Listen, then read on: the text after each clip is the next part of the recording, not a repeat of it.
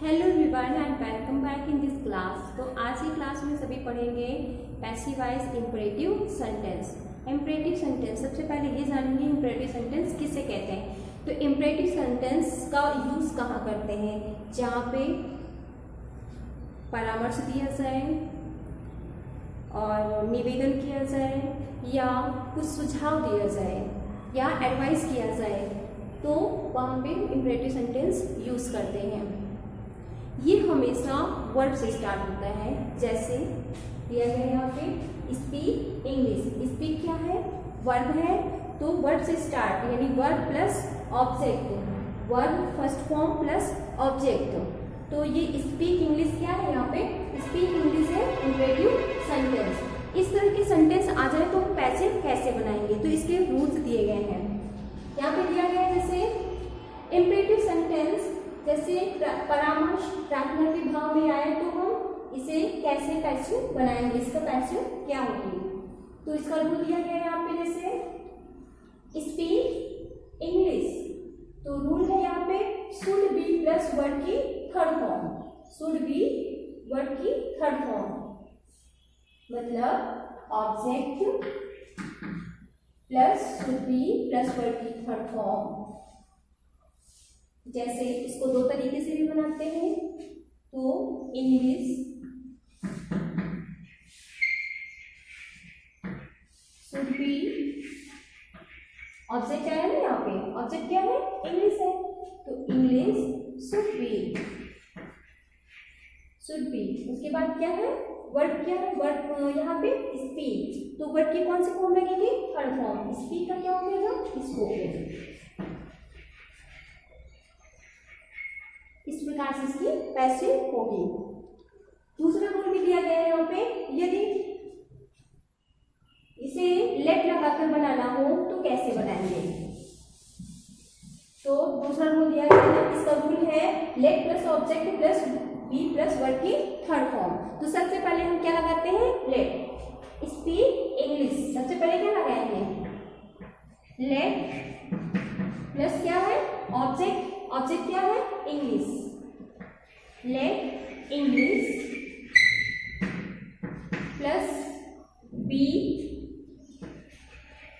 उसके बाद क्या है, वर्ड की थर्ड फॉर्म। वर्ड क्या है, speak, spoken, speak spoke okay. तो लेट से भी बनाया जा सकता है। यदि रिक्वेस्ट किया जाए, यहाँ पे दिया गया है दूसरा रूल है कि प्लीज या काइंडली। तो प्लीज वाले सेंटेंस अगर आ जाते हैं तो हम कैसे उसको पैसिव बनाते हैं। जैसे यहाँ पे एग्जांपल दे दिया जाएगा कि please help me, please help me. तो इस सेंटेंस में रिक्वेस्ट की गई है, तो जब प्लीज या काइंडली है तो हम प्लीज और काइंडली को हटाकर उसके स्थान पे यू आर रिक्वेस्टेड लगाते हैं। You are requested plus to plus word की फर्स्ट फॉर्म प्लस ऑब्जेक्ट। इसका रूल होता है पैसिव बनाने का। तो हम इसको बनाते हैं, सबसे पहले क्या करते हैं, इस प्लीज को हटा देते हैं और प्लीज को हटा करके इसके स्थान पे क्या कर देते हैं, यू आर रिक्वेस्टेड।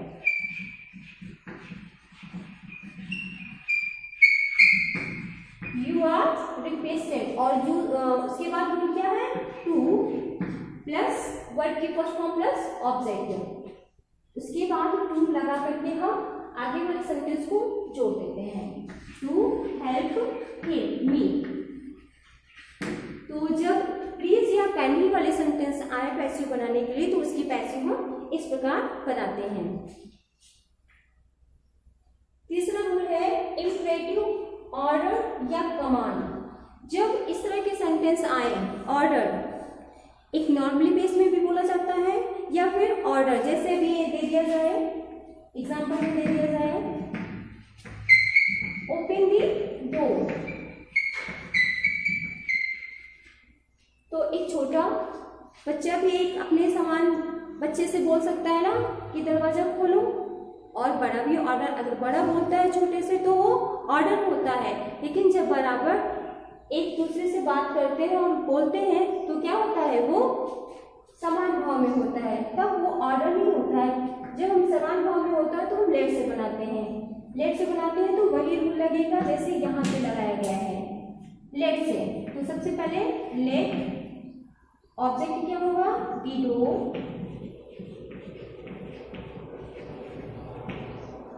उसके बाद क्या है बी, वर्ड की third form open,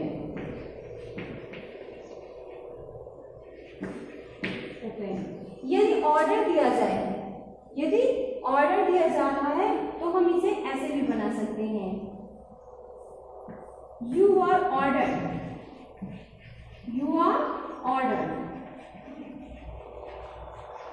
order to open the door, to open the door.